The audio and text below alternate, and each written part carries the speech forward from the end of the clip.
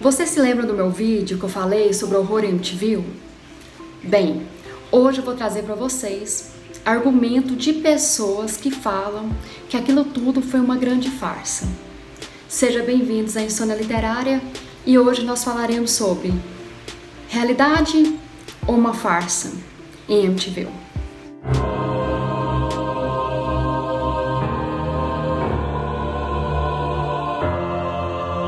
Fazendo um breve retrospecto, o que aconteceu?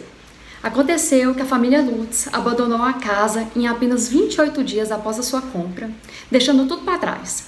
Roupa, móveis, comida, alegando que estavam sendo assombrados e corriam perigo de morte. A princípio, o George Lutz queria que fosse verificado, fizesse uma pesquisa, uma investigação da maneira mais discreta possível. Só que acabou vazando tudo. E aí o Canal 5, ele fez a proposta por George de passar um dia, aliás, uma noite na casa, com várias pessoas idôneas e algumas até conhecidas, para investigar sobre o paradeiro de algum espírito que estaria invadindo e ocupando essa casa. E assim foi feito. Todas as pessoas que estiveram presentes lá passaram mal, deixaram a mesa durante essa sessão espírita, porque fizeram uma sessão espírita. As espíritas que estavam lá deram depoimentos, e quem estava lá presente foi nada mais e nada menos o Ed e a Lorraine Warren, que todos nós já conhecemos. E lá também, um fotógrafo, ele tirou foto que captou essa seguinte imagem. Até então, dizemos que tudo que foi relatado no livro e o depoimento das pessoas é verdade.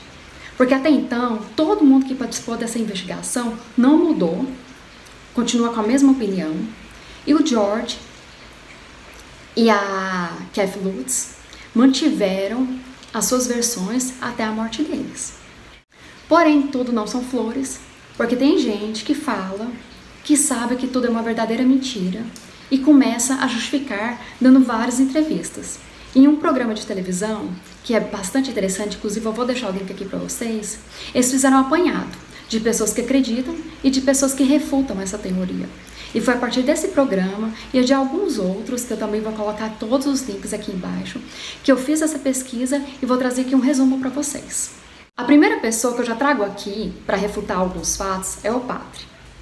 Tem uma gravação feita por ele enquanto ele testemunhava numa ação judicial a favor da família Lutz, onde ele dizia que foi sim abençoar a casa e que ele escutou uma voz falando: caia fora, saia daqui. Apenas isso tinha na fita. Em outra reportagem que eu consegui, mostrou uma pessoa no ano de 1979 dizendo que é o padre. Eu falo isso, que é dizendo que é o padre, porque o rosto dele tá ofuscado, então não dá para verificar se esse programa de televisão é apenas um que inventou ou é um verdadeiro padre. E nesse programa de televisão falou o quê? Que ele escutou sim a voz, que alguém deu um tapa nele e quando ele virou não tinha ninguém atrás, e que realmente tinha pústulas em sua mão ficou ferida.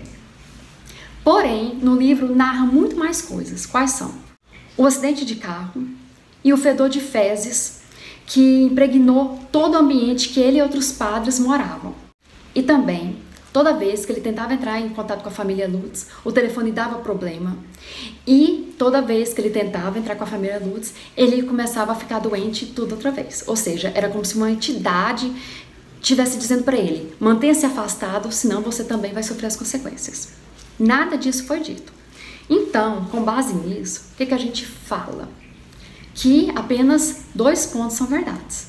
Que a casa foi amaldiçoada, que ele sofreu essas pústulas, mas o resto a gente tende a duvidar. Outra pessoa também que argumenta que é tudo uma grande mentira é o advogado William Weber, que nada mais é nada menos o advogado do Robert DeFeo. Quem é Robert DeFeo? É aquele jovem que matou toda a sua família na casa que era do Lutz. O que diz o William? William Weber fala que ali é tudo uma grande mentira, que a família o procurou após abandonar a casa, que ele contou alguns fatos, porém ele não acreditou, mas que daria a ideia de um grande livro e que aí eles começaram a falar muitas coisas que não aconteceram na casa, eles inventaram muitos fatos E que aquilo ali, a obra, no final é uma conclusão de uma noite de bebedeira. Mas o que o George e a Kathy Lutz falam em favor deles? Que ele, William Weber, está mentindo totalmente. Isso porque eles realmente visitaram na casa. Contaram os fatos. William Weber falou que aquilo ali daria um grande e bom livro. Eles concordaram em assinar o contrato. Porém, quando eles descobriram que no contrato uma das partes era o Robert DeFeo, eles negaram na hora, falando que não quer participar de nada que envolvesse aquele criminoso. William Weber ficou furioso porque perdeu aí seus milhões de dólares. Porém, tinha marcado já uma entrevista na televisão com eles e falou: se vocês não forem nessa entrevista, eu vou falar para todo mundo aonde seus filhos estudam. Foi aí que eles deram a entrevista e foi aí que toda a história deles tomou conhecimento nacional e que aí a história nunca mais parou de ser ouvida, de ser falada e tomou proporções tão grandes que eles falam que a maioria das notícias divulgadas na época eram mentiras, que teve muita coisa inventada e que acabou tirando toda a credibilidade deles. Depois disso tudo, nós acreditaremos ou não no William? Tudo bem que vamos ficar com dúvida, porém, particularmente eu, Lana, não acredito nele, porque em um depoimento do Robert DeFeo, ele falou que o William instruiu a falar que estava escutando vozes na casa, como uma forma de alegar sua inocência ou insanidade. Então a gente pensa, se uma pessoa não tem escrúpulo de começar a aproveitar a história de um para tentar soltar outro, será que a gente pode confiar realmente nas palavras dele? E agora, vamos falar de uma pessoa que morreu falando, contestando toda a história da família Lutz. Para vocês terem noção, ele morreu 2 semanas antes de lançar seu livro falando sobre essa grande fraude. Pelo que eu entendi, a maior parte da vida dele foi falar sobre a família Lutz. Ele ganhou muita fama e muita notoriedade de ficar sempre contestando essa versão. E de quem estou falando? Do Steven Kaplan. Ou Kaplan, vamos falar Kaplan que fica mais fácil. Acontece que eu não confio nele pelo simples motivo de que, lembra aquela investigação que eu falei no início? Então, ele foi convidado para participar da investigação. Porém, ele ficou tão empolgado que ele já marcou uma entrevista na televisão falando que tinha sido convidado, que ele ia participar, que se fosse mentira ele ia falar para todo mundo. E deu uma notoriedade que a família pediu para todo mundo calar a boca. Falou justamente o contrário que a família tinha pedido. E o que aí então o George Lutz fez? Convidou gentilmente para ser retirada da investigação. Após isso, acabou. Foi uma sina atrás da outra do Kaplan ficar perseguindo a família e todo mundo que falava a favor deles. Ou seja, para mim, tudo aqui que ele argumenta são provas muito fracas e tudo baseada na força de uma vingança também. Mas o que ele falou? Primeira coisa que ele falou foi que ele investigou a casa, porém ele nunca entrou na casa. Ele investigou ao redor da casa, utilizou equipamentos que ele nem sabe o nome, que ele falou, não sei que equipamento que a gente usou não, porque eu não sou técnico. Eu sou um investigador paranormal, então eu não preciso saber disso. Então ele usou vários artefatos que ele não sabe o que faz e alegou que não tem nada na casa que indicasse uma manifestação paranormal. Ele também falou que estudou a região, estudou o lote, quem já morou antes da casa, e o terreno não tem nada que justifica que seria amaldiçoado, que aquele ali não era solo indígena, que não era cemitério e que não tem motivo então para a casa ser amaldiçoada ou assombrada. Porém, o primeiro argumento que eu já falo, precisa uma casa estar em um cemitério indígena ou algo indígena, vamos dizer assim, para falar que é amaldiçoado? A gente sabe que não. Mas um índio da região falou numa entrevista que sim, que lá é uma região indígena, nunca foi cemitério, que já encontraram corpos sim lá, mas em razão da erosão, então a erosão e com a chuva acabou trazendo corpos para aquela região. Porém, não falou em momento algum daquele lugar ser amaldiçoado. Lembra daquela história que seria um lugar amaldiçoado, que aí eles enterraram pessoas, demônios de cabeça para baixo, e aí por isso que eles falavam que não enterravam seus mortos lá? Ele não falou nada disso. Então, outro ponto para a gente falar, que aquilo ali é uma região indígena, mas aquela história da terra ser amaldiçoada não foi confirmada pelo índio. Então, nesse ponto, é outra coisa do livro que a gente tende a não acreditar. O terceiro argumento do Kaplan é que o livro é uma verdadeira fraude, tanto que na primeira e segunda versão do livro, a primeira versão, capa dura, segunda versão, brochura, são totalmente diferentes, eles modificam inúmeras coisas, porém, ao falar dessas inúmeras coisas, ele apenas cita duas. A primeira coisa que eles falam é que o carro do padre muda. No livro 1 é um modelo e no livro 2 é outro modelo. Por quê? No livro 1, o capô do carro não abre em direção ao vidro, e sim o lado contrário. Então, eles vendo isso, mudou já para a segunda versão, que isso aí, então, seria uma prova de sua mentira. A segunda fala que a porta que eles falam que estragou, que quebrou, que pesava não sei quantas aí toneladas, vamos dizer, não estava destruída quando eles foram lá. Simplesmente aquela telinha que fica do lado de fora estava estragada e que ela aí foi causada por fenômenos na natureza, nada anormal. Acontece que, para refutar esse argumento da porta, o próprio Ed Warren falou que muitas coisas que a pessoa vê, na realidade não acontece. Ela imagina aquilo que para ela realmente é real, mas na realidade, quando ela toma a sensação da realidade novamente, vê que não aconteceu nada daquilo, que não foi isso que aconteceu, porque ele e a Lorraine Warren acreditam piamente que tudo que eles falaram é verdade e que a casa é realmente assombrada, né? Foi assombrada. E o quarto argumento do Kaplan, que foi uma jogada comercial. Eles queriam ganhar muito dinheiro, queriam ficar famosos e por isso que inventaram essa história. Particularmente, eu também não acredito nessa última alegação, tanto que também outras pessoas concordam comigo. Por quê? Ninguém garante que a história dele ia pegar, vamos dizer assim. E outra coisa, você vende os direitos para filme, você vende os direitos para o livro. O que o autor ganha não se compara nada ao que foi pago para a família. Quem ganhou dinheiro mesmo foi os autores, os que fizeram os filmes e tudo mais, que eles fazem filmes assim. Já está na 6ª versão, se eu não me engano. Então, a família, de certa maneira, ela não conseguiu oferir aquele lucro que todo mundo fala que é. Ficar famoso, eles ficaram. Mas ganhar tanto dinheiro, eles não ganharam tanto assim, não. E agora, o último ponto, que também é bastante importante. Várias famílias moraram lá depois. Para vocês terem noção, o fato da casa ser mal-assombrada e ser tão famosa não atrapalhou o mercado imobiliário. Simplesmente eles conseguiram vender a casa várias vezes, tanto que hoje vale 1.400.000, tá à venda. Passaram várias famílias por lá e, pasmem, ninguém falou que aconteceu algo estranho.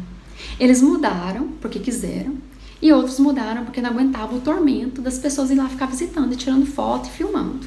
E esse argumento das famílias, que nunca aconteceu nada de diferente, nunca aconteceu nada de estranho, que eles viveram em paz, é algo suficiente para falar que tudo aquilo que a gente leu, tudo aquilo que a gente escutou é mentira? No ponto de vista espírita, não. Acontece que eles dizem que se você está numa região assombrada, vamos dizer assim, algumas pessoas sentirão aquele fenômeno e outros não. Por quê? Para acontecer tudo aquilo, a pessoa tem que estar na mesma vibração dos supostos espíritos. Conclusão? Esse único ponto não é suficiente para rebater tudo que a gente escutou. Mas agora eu vou trazer para vocês, depois de 35 anos do ocorrido, o depoimento feito por Christopher Lutz num programa de rádio. Já vou avisando para vocês que ele deu o depoimento e não apareceu o rosto dele de maneira alguma. Tem uma probabilidade daquilo ter sido uma fraude? Tem uma probabilidade daquilo ali ser tudo mentira? Sim. Porém, eu acho que um programa de rádio não ia fazer isso. E também tem algumas coisas, essa é a parte principal, que o outro irmão dele, o Daniel Lutz, fala. E o programa de televisão, se eu não me engano, aconteceu antes desse documentário feito pelo irmão Daniel Lutz. Ou seja, os dois estão falando a mesma coisa, que não está no livro, então eu tenho a tendência de acreditar que aquela pessoa que não apareceu na rádio é ele, porém, eu não vou, assim, confiar cegamente no que ele disse. Não vou acreditar totalmente que seja o Christopher Lutz. Vou apenas falar que tem uma probabilidade de ser ele sim, e tem uma probabilidade dele falar a verdade. O que aconteceu? O Christopher Lutz, ele tinha 7 anos na época, então ele já fala que não lembra de muita coisa. Ele fala que na época não sabia que tinha acontecido aquelas mortes, que a mãe dele estava extremamente feliz de ter comprado a casa. Conta que a mãe dele e o George Lutz, eles se conheceram na época que ela realmente estava separada, mas que de maneira alguma o pai tinha afastado dos filhos, eles tinham contatos semanais com os filhos. E mais ela, como uma mãe solteira, ela tinha que ficar trabalhando o tempo todo e ela tinha uma jornada de trabalhar à noite numa lanchonete. E foi lá que o George conheceu a Katz. E num dia que o carro dela estragou, ele ofereceu carona, se apaixonaram, casaram, ela vendeu a casa dela, foi todo mundo morar na casa do George Lutz. E como viu que era uma família muito grande, os dois resolveram comprar a casa. E isso foi comprado com o dinheiro do George e com o dinheiro da mãe dele. E que ela sim estava extremamente feliz. O que ele fala também? Que quando eles saíram da casa, foi uma vida terrível.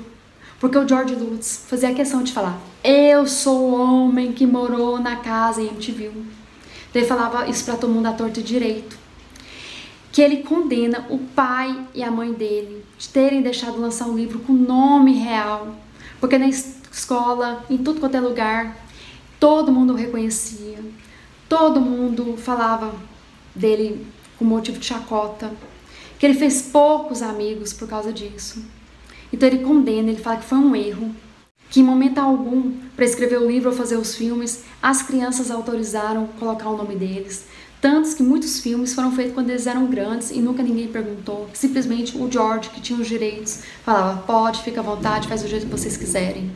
Ele guarda um grande rancor por todas aquelas pessoas que fizeram os filmes.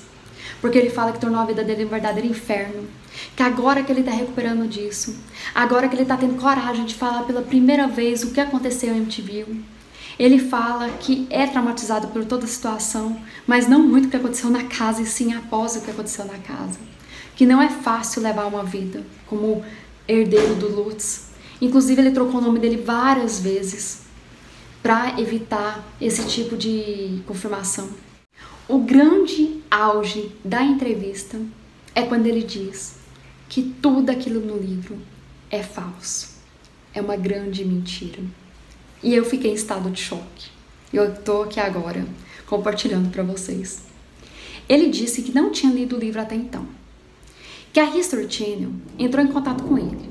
E após ele recusar as ligações várias vezes, ele falou: sabe uma coisa? A History Channel, então eu vou dar uma chance para eles. E ele disse: olha, manda as perguntas aí pelo e-mail que eu vou responder. E a primeira pergunta foi: o que aconteceu no livro e o que aconteceu de verdade? Quais são as diferenças?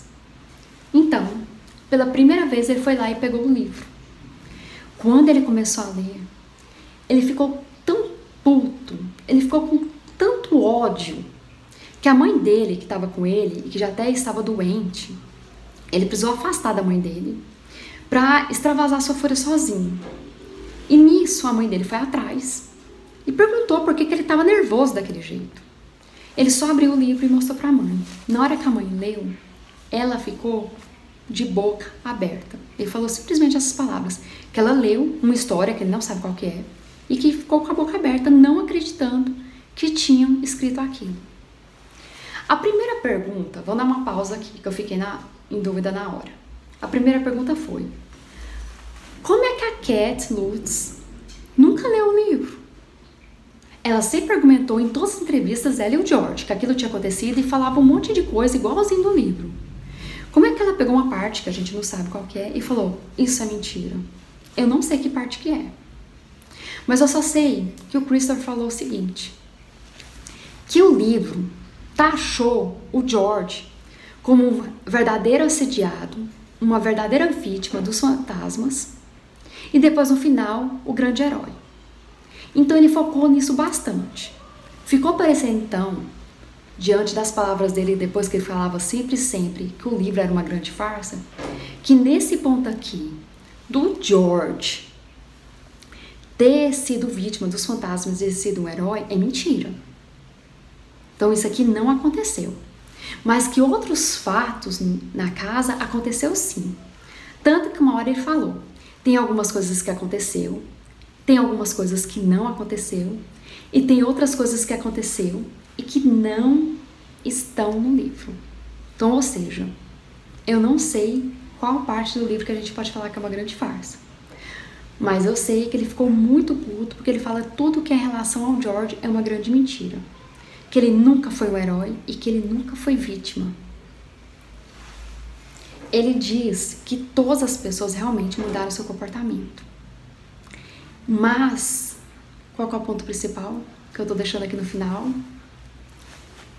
Ele sabe a origem de todo o tumulto. Ele sabe por que que aquilo ali aconteceu. E ele sabe quem foi o responsável. Ele diz que tudo aquilo foi provocado pelo George Lutz. Que ele não é uma vítima, e sim um grande causador. Para quem lê o livro, a gente pode ver que a Katz pensa que até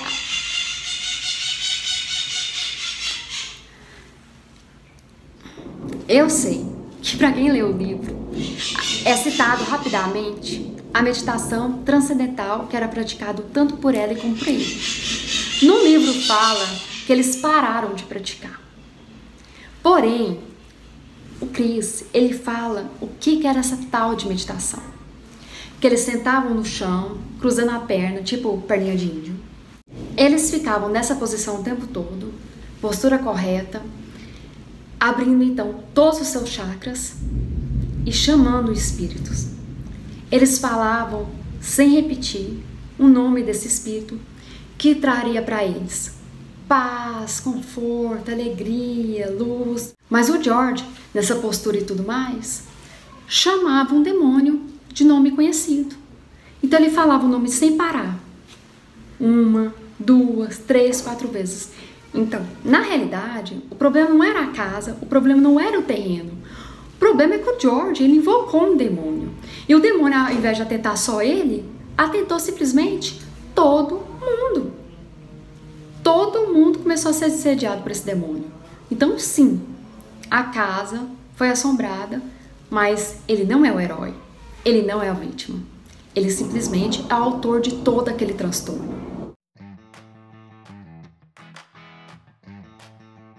Apesar de eu não ter assistido todo o documentário, tem um trailer do Daniel Lutz falando que o que seria verdade? Aquele tanto de mosca fora da janela, centenas de moscas.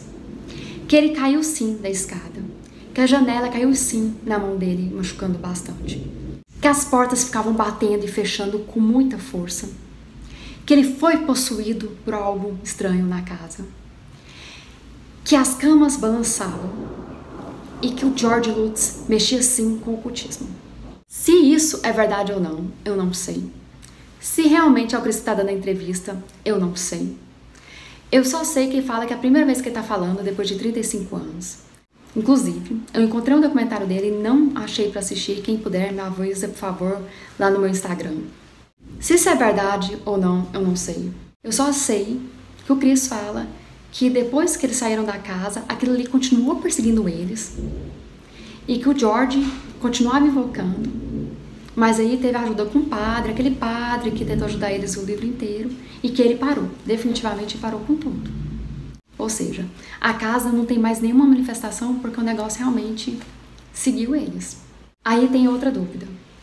Se o negócio, se o demônio lá seguiu eles, como é que todo mundo que fez a sessão espírita falou que tinha algo lá, preso lá?